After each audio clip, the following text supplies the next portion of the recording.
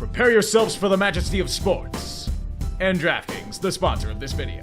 We're nearing the climax of so much in basketball and hockey. Legendary playoff performances abound. And there needs to be a sweetener to amplify the tension. Look to DraftKings Sportsbook. They've got a special offer taking place. All new customers can bet just $5 on any wager, and $300 in bonus bets are theirs if it wins. The possibilities are limitless. Any sport, league, matchup, or scenario you desire. Combine any players or stat line into an easy-to-digest same-game parlay. Live betting for any hunch or jinx you want to act on. DraftKings Sportsbook is available in a majority of the United States. And if it isn't, DraftKings offers daily fantasy contests and pick six to challenge the skill of even the most hardened of players. Download the DraftKings Sportsbook app and use promo code U3. With it, all new customers can bet just $5 on any wager, and if it wins, you'll earn $300 in bonus bets. Once again, that offer is only available on DraftKings. Crown may be yours, but always remember to play responsibly. I remember a time when the NBA was fucked. It was a simple one. Two words said more than anything else in the league. Warriors versus Cavs dominated the day. But today isn't anything close to lopsided. The past 7 years have brought us unique champions. One of them was the Warriors, but we can let that slide. What I'm saying is that the NBA is now a league of parity. A league of up-and-coming stars and storylines aplenty. And a farewell to the legends of old. These playoff outcomes will shape the league for years to come. Even the shitty playing games. Especially them. It says a lot when it's only your third 40-plus win season since W was in office. There was a bleep blip where Sacramento had some honest-to-God hope for their franchise. That probably ended the moment De'Aaron Fox wanted nothing to do with the shit show anymore. Or maybe it was when they cast Mike Brown away in December. Or perhaps it's falling to a thud against one of the biggest clown cars in basketball. A team without a legit 1 or 2 and you're down by upwards of 26?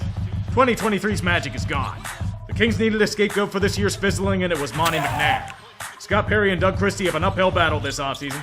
Their prize Fox is in San Antonio, Sabonis might be traded, and Vivek Ranadive makes James Dolan look like Steve Ballmer. Wait, this team's giving Vivek's daughter and Jeremy Lamb organizational influence? The Kings should have moved to Seattle. Oh, the Mavericks. There was absolutely nothing of note that happened with this franchise during the regular season. Just a run-of-the-mill year full of uneventful happenings and a stable ownership group that is in no way pining for Las Vegas. Completely healthy team, too. It's a shame they got crushed in the play-in round. Hey, when you go from the NBA Finals to people wondering if Shams got hacked, that's worth some applause. The only relief to Dallas is that they aren't the Phoenix Suns. Not that it helps their plight whatsoever. I'd avoid driving by schoolbook depositories if I was Nico Harrison. Losing to the Grizzlies is just icing on the cake. A culmination of a train wreck rivaling the Snow White remake. I mean, it's not as if the NBA's gonna bail Nico out of his absolute incompetence by rewarding him with Cooper Flagg. And that means that the number 1 pick in the 2025 NBA draft goes to the Dallas Mavericks. This league is rigged. Do I have to talk about the Bulls? It's the same shit as before. All that sub-mediocrity, and the only thing was to hope Lonzo Ball would make them relevant? They didn't just lose to the Heat, they lost to the Heat without Jimmy Buckets. Wait, didn't this happen last year too? I thought the Hornets would be the ones pretending they were relevant with the playing game? I was wrong. It's the Bulls. Hey guys, we're not the Sixers. We're not a flaming wreck like the White Sox. We lost the draft lottery by a coin flip. Flip the parade! See you next June to mention the same outcome for a glorified regular season game. Why the fuck should the fans have patience? It's been the same shit for half a decade. Atlanta, are you ever going to be able to figure out this thing they call basketball? 1 step forward, 3 steps back. After spending years trying to make sure Trae Young hasn't been alone, Trae is still alone. It pretty much showed after falling flat to a bucketless Heat squad. Get ready to learn Davion Mitchell, Hawks. He'll bury the franchise in a shallow grave during overtime, making Miami the first 10th seed to go from play-in to first-round fodder. Only gets worse when your best player's ejected.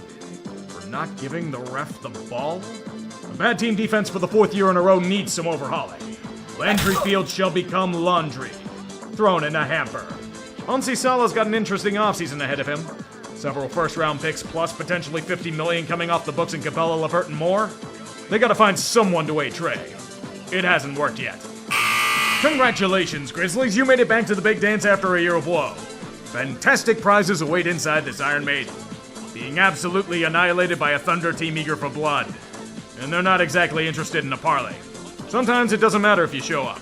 There's losing ugly, and then there's losing by 51 in Game 1. That's not a typo. Memphis also had a 29-point lead in Game 3. Then John Morant was struck down by fate itself. To no one's shock, the Grizz blew that lead. The whole team was in chaos, to be fair. Taylor Jenkins was in way over his head covered in hockey and soccer-style game plans. Time to get the fuck out and take your dump and chase with you. Change aside, the formula of a basketball team that's not good against teams over 500 doesn't do well in the playoffs. Be careful what you wish for, Memphis. OKC pretty much turned them into a mascot all series. You can call them the Grizzler or something lame as shit. Sometimes you wonder if certain teams are destined for the same fate. Clippers have tried everything and anything to get over that fateful hump since Ballmer bought the team. In the end, basketball's Chargers lived up to their narrative against the Nuggets. The frustrating part was that everything was in their favor. You had a healthy Kawhi for the first time in an age and he couldn't get help.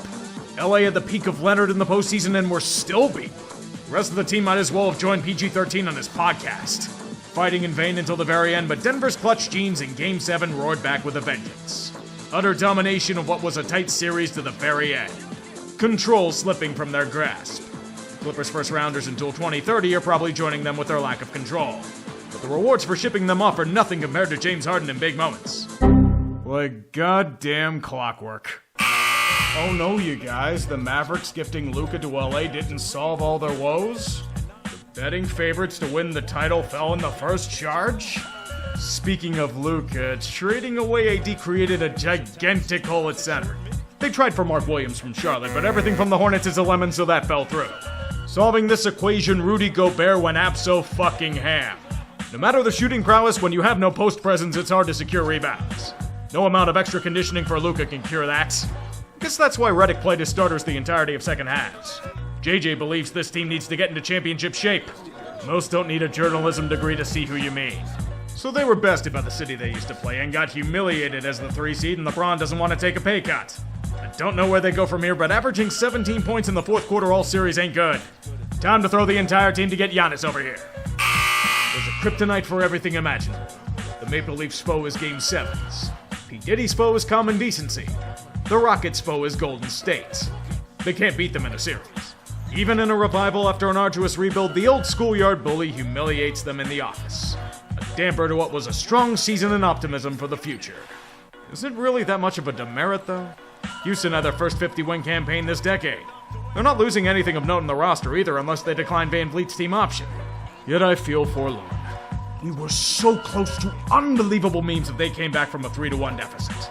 We were on the verge of greatness itself, yet it was never meant to be. So now Buddy Hield goes ham in a series-clinching game. Steph and Jimmy Butler weren't anything close to their usual selves, yet the curse remained intact. So what do now? Lure KD over in an act of revenge? The culture is apparently damn good. According to Miami. If you don't toe the line, there's a good chance you'll be out on your ass. Unfortunately, Heat culture doesn't germinate into playoff success this season. Running into a 60-plus win Cap squad without any high-end talent's a death sentence. Any sort of team building or camaraderie crumpled into a ball. First, they set the record for largest playoff loss in team history by 37 points. The very next game, they strive to break that record. They lost by 55. Quitters, Mr. Barkley? Heat culture says otherwise. So what changes are coming to Miami? The impasse with Jimmy Butler left a lot of people siding with the player. And Pat Riley's legendary approach may have lost its touch. When you get crushed like they did, it's time to look in the mirror. Maybe Andrew Wiggins will unlock the potential he had in 2015 or something. If Wisconsin were drunk for 18 hours of the day, the entire state would be pounding Liney's non-stop after this. It doesn't matter if Giannis is a literal freak on the court. It doesn't matter if Dame returns in Game 2. Bucks are apparently victims of Indiana Jonesing. Whether that be by themselves or the Pacers is to be determined. Probably both. One series win since the ring, and it might not end anytime soon. Apparently, winning the NBA Cup is a blood cost. The gods really have to take out Dame? Torn Achilles that may end his peak? He's one of the good guys of the league. There are deflating injuries, and then there are ones that destroy a team's identity. The Bucks were fucking done. All you get in the end, a typical Doc Rivers-style choke job in Game 5 overtime. And the team decides to retain Horst for some reason. Good lord. The only thing the Bucks might win is the beef between Giannis and Tyrese Halliburton's dad. Then again, Giannis might have played his last game in Milwaukee. If he leaves, sink the franchise into Lake Michigan. You have to wonder how elated Tobias Harris is to not be in Philly. I'm impressed, not gonna lie. To go from losing 28 consecutive games to being one of 6 teams to improve by 30-plus wins? I'll applaud that. Turns out the solution was swallowing the Monty Williams and Troy Weaver suicide pills for guys that better fit the personnel on the court. That rear-ended Pinto of theirs was rebuilt into a roaring Mustang. It might have been one of those screaming death traps, but it's a fun team to watch. Better yet, they won games in this series. The infamous winless streak in the postseason's over. Even if the Knicks were the better franchise, the Pistons can walk with their heads held high for once. They held their own, they fought to the very end, and have hope for the near future. 1 year tends to make a big difference. New York was in the same boat as them for a long time, and look at how dominant they've become. Perhaps the Pistons will join them soon. Hopefully. The Magic are starting to hit that infamous wall that young teams run into over time. Finally out of the basement, but unable to evolve into the form that takes them into a true contender. The same team that took the Cavs to 7 games last year was unable to gain proper footing here. Boston was without Tatum, Brown, and Holiday for chunks of this series, yet it meant nothing. The Celtics were the cat, Orlando was the mouse. 4 fetishists rejoice. The Magic were without Wagner and Suggs after season-ending injuries, but the putrid shooting makes everyone imitate the crying Horford shirt. When there's an argument to be made for Wendell Carter Jr. being one of your better offensive contributors, you're in deep shit. Fans cope by writing blogs about how Giannis can end up in Orlando, but celebrate the real accomplishment. Dwight Howard making the Hall of Fame. If he ran himself out of there, it'd be par for the course. Well, it could have gone a lot worse for him. The season looks solid on the surface, but digging deeper reveals a lot of turmoil. 3 games left in the season, their head coach and GM were given a helicopter ride near the Rocky Mountains. Was it really worth the public execution to push Russ into the starting lineup? The Nuggets had next to no depth on their bench, even with Russ playing good ball. Theirs was merely an inflatable. The team was so desperate, playoff Murray had to outduel the Thunder while sick to force a Game 7. Aaron Gordon wouldn't even consider sitting out that game while battling a hamstring issue. But it turns out OKC had a secret ingredient in their Denver omelets. A little splattering of Caruso to counterbalance the overwhelming notes of Jokic. Did you know Nicola's the only MVP winner without an all-star or all-defensive teammate in the entire history of the award? No wonder why they didn't have a chance against the Thunder. Dude's Atlas holding up the team unironically. But don't worry, Nuggets fans. One of your guys made it to the conference finals. ESPN analyst Mike Malone. Keep wondering if this will be the end of the Warriors window, but it's still delayed. How long do they have left? I wonder especially how they fared against Minnesota. They suffered the worst sin imaginable. They couldn't shoot threes. And they're not draining beyond the arc. The Timberwolves treat them like that unofficial Brazilian fetish account. Steph was ice cold all playoffs long. With the lingering injuries that have been nagging him, it's understandable as to why. After a while, his body just couldn't go in most of the series. The one guy they couldn't afford to lose was gone. And all they had left were leaky buckets from Miami. Jimmy, my man. You made Pat Riley cry. People were begging for your magic. He was supposed to be the replacement Splash Brother and you put up those duds? Even if he was ailing, it's still a demerit. Minnesota didn't even need to do much of anything. They flexed all series by barely trying. Being teabagged by an ant and his merry men. Has to feel sweet for them to get revenge on Jimmy, doesn't it? Draymond and Kerr think they'll be back and better next season? With their aging core? The vibes were immaculate. Best season they had since a guy named LeBron graced his presence in the city. Rotation loaded to the brim with talent, awards aplenty. There's only one weakness that'll undo them in a return to glory. The Pacers. Almost a third of their losses for the entire year were against them. A terrible matchup that reared its ugly head throughout the series. The Cavs were a dominant home team that couldn't win at home. Outscrapped, outshot, and outboarded by their rival to the west. Then came the injuries. Pretty much the entirety of their core was hobbled for part or most of the series. Indiana and their Moneyball version of a team capitalized and dominated. You may have your LeBronto, but Indy has Halliburton. Let your nuts hang, Tyrese. Fun times in Cleveland indeed. It's okay, Cavs. Most of your core's locked up for a while and there are no signs of decline. You'll be back. Just figure some shit out and you're good. You were our last line of defense between us and Knicks fan cancer. You failed miserably. Kind of like Boston from three-point range. Smack-a-Mitch proved to smack the Celtics right across the face. If you told a Celtics fan before the series Cat would shoot just 16% from 3, Boston would have started planning the parade. Instead, we get multiple blown 20-plus point leads at home, blowing an 11-point lead at halftime in Game 3. When you make the 2018 Rockets in a Game 7 look accurate from beyond the arc, you need to reassess life itself. Against one of your most despised rivals, it makes it even worse. Endless momentum gained by New York to make it no contest. Then came the final blow. Down goes Tatum. For a long time. Torn Achilles signifies all but the end of the Celtics' current core. Tingus, Pingus, Horford, and Holiday may be cap casualties. Derek White might be off in a trade. With new ownership coming in, they would have spent the $250 million price tag plus luxury tax if they had a shot at a three-peat. That ain't happening anymore. The worst part is that Tatum's injury meant nothing. They were still probably losing the series anyway. There's a new lord in Suffolk County, and his name is Jalen Brunson. At least they won a ring in this window. Something Minnesota sports. Thousands of years from now, alien races will wonder how the hell the men's teams from this city keep failing. Even with a franchise facing ant balling in another dimension, they were no match. How do you win a game by 42 yet lose in 5? Now I get it, OKC was the far superior team in terms of talent. But it's the way they went out that rustles my jimmies. Game 4 was a hard-fought contest at the very end. The Wolves tragically came up short in that affair. So they apparently gave the fuck up and quiet quit in Game 5. My words don't do their encore checkout any justice. These fucks weren't one step to Cancun, they were on their way to Galveston. Shit was more awkward than Doris Burke trying to start World War III. Now the questions linger for a team on the precipice. Randall and Reed are gonna want paid. And let's be real, Mike Conley's not a starting caliber player anymore. They need one more piece to get over the top, but what is it? They traded Cat to try and make the team more balanced, but something's still missing. Time to go hunting. Terrible news, everyone. New York has suffered a debilitating attack at the hands of the Taliban. We will never forget the tragedy that occurred in Game 1. A 14-point lead with 3 minutes to go sabotaged by Aaron Naismith? How the hell did he become Prime Curry? Did Jim Irsay infuse his spirit into the Pacers or something? Even the fluky shots are going in for them? Yep, it's over. Don't bother to throw trash at their fans. Rick Carlisle's concocting wizardry. That being fine to Jalen Brunson's allegedly guarding and exposed their bench. The Knicks don't really have one. Tibbs admitted it the moment he put Josh Hart on it in desperation. The Taliban honoring Reggie Miller as Miller plays the heel on TV. No endless horde of celebrity superfans can stop them. Indy was the more well-rounded team. Indy wins as a result. So how did the Knicks get over this dreaded hump? They got their Cat, but he's getting bitched at for his defensive play. Depth's gonna be hard to come by without first-round picks too. There's only one certainty in New York. More players-only meetings.